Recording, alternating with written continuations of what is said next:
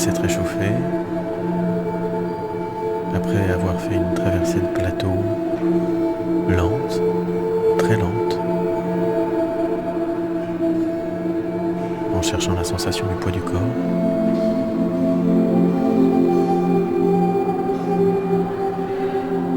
Les performeuses et performeurs se tiennent prêts devant l'entrée.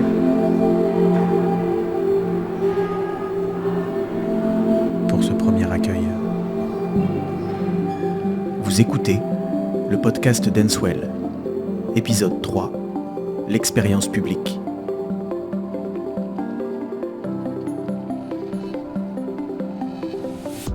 Le jour de la représentation, les participantes et participants se sont retrouvés dans la matinée pour un temps d'échange avec Monica Gillette, dramaturge et facilitatrice, Sarah Marconi et Luisella Carnelli, toutes deux chercheuses à la Fondation Fitzcarraldo à Turin. La traduction était assurée par Béatrice Brezoline. Ouais, on ne va pas aller un après l'autre, c'est plutôt libre. Donc, yes. Déjà par rapport à ce que j'ai dit, je trouve que c'est rare dans la vie de rencontrer des personnes à travers le mouvement et l'imaginaire d'abord. Et après, il y a vraiment aussi un lien fort qui se crée même dans le groupe, en dehors de ça. Enfin, là, je parle d'une amitié, mais il y a beaucoup de liens qui se sont créés et de rencontres. Someone else wants to share a memory or something? Donc, je m'appelle Monique. Alors, moi, j'ai noté aussi plusieurs choses, mais j'avais aussi noté rencontre de l'autre. Il s'est passé vraiment des belles rencontres au cours de ces ateliers. Et ces rencontres se faisaient, enfin c'est vrai, à travers le corps, ce qui n'est pas toujours facile, parce qu'on est parfois gêné et tout ça. Mais très vite, ça s'est passé avec beaucoup de simplicité, beaucoup d'intensité. Et puis, dans la rencontre de l'autre aussi, enfin, on avait envie à un moment avec Yasmina de faire découvrir Dancewell à un plus large panel de personnes autour de l'île. En fait, on voulait être ambassadrice du projet. we wanted to become ambassadors. Wow!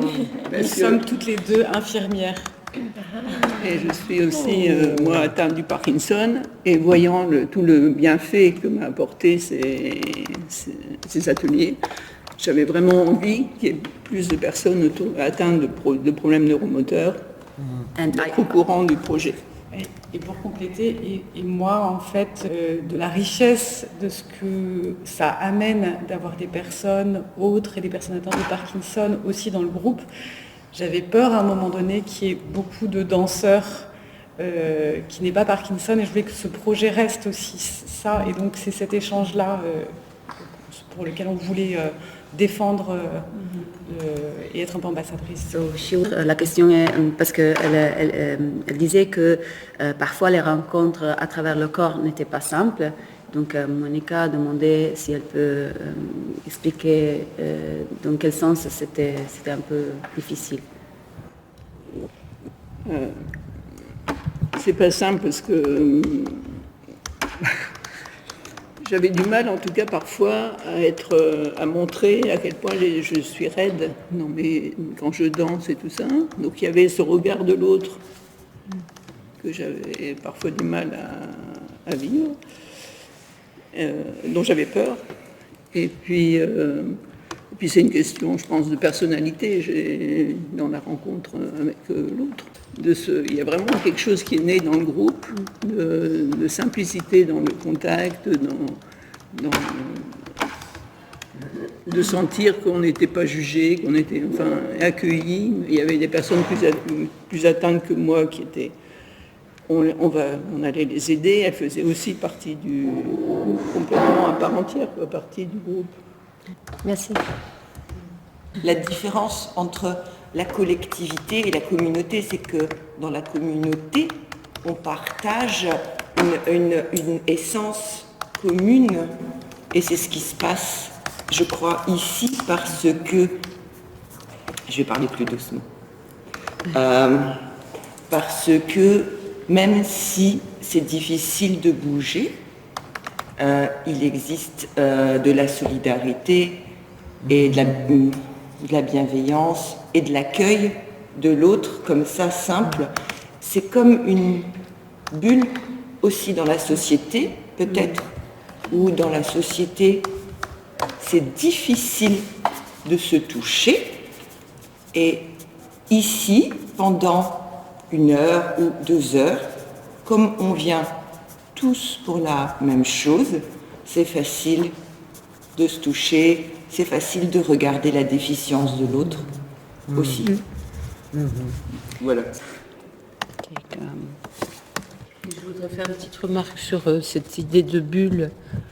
En fait, je pense qu'il ne faut pas ouvrir la bulle trop fortement auprès des gens malades et parkinsoniens, parce que les parkinsoniens, quand ils sont ensemble, ils se lamentent, en fait. Ils se lamentent et ils tournent en boucle sur leurs difficultés.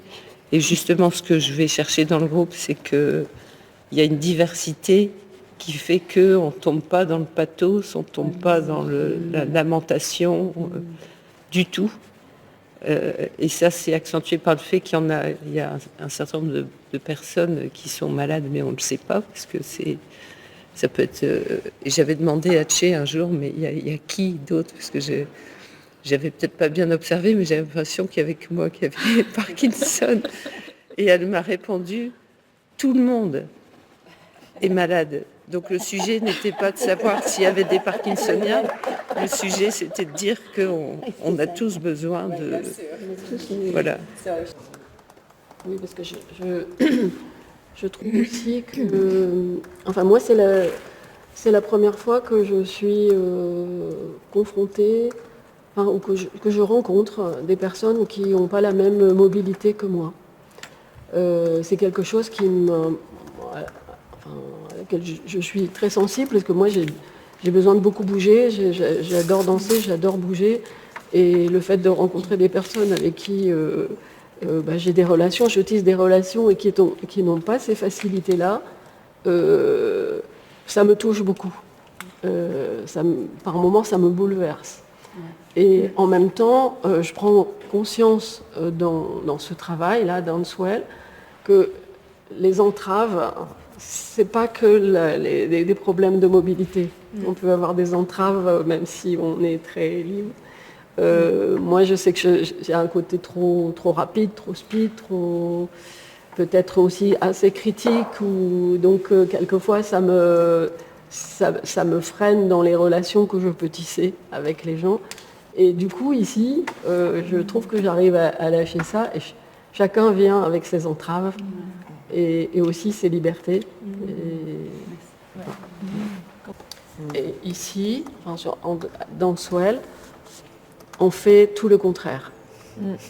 On prend le temps, on travaille la lenteur, on s'écoute, on apprend à accepter de faire des choses qu'on n'a pas forcément envie de faire. Par exemple, là, la restitution qu'on vient de faire. Moi, au départ, ça ne me plaisait pas beaucoup de me limiter juste aux mains.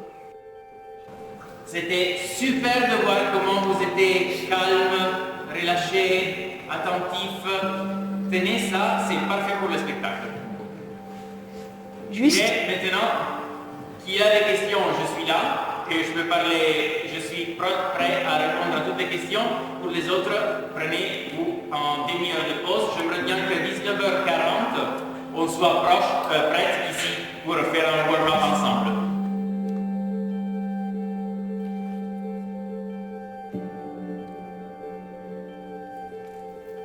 Sous les lumières tamisées de la grande halle du Bazar Cinsault à Lille, les chaises formaient des cercles. Les assises étaient orientées vers l'extérieur. La performance comprenait 3 séquences. L'accueil du public, de la porte à une chaise, une toilette des mains, à l'aide de serviettes chaudes, puis les spectateurs étaient invités par les performeuses et performeurs à une danse des mains improvisée. Le tout sur une musique live de la compositrice danoise Anna Rømer.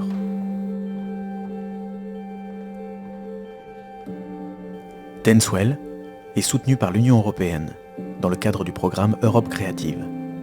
Porté par CSC Commune de Bassano del Grappa en Italie, ce dispositif est expérimenté simultanément par différents partenaires à travers l'Europe. Pour le gymnase, les ateliers ont été menés par Aurore Floréansig, Mélodie Lasselin, Alejandro Rousseau, Scheherazade Zambrano et Alfredo Zinola. Merci à celles et ceux qui ont participé à la réussite de ce projet. Vous venez d'écouter le podcast Dancewell, une réalisation de Prosody.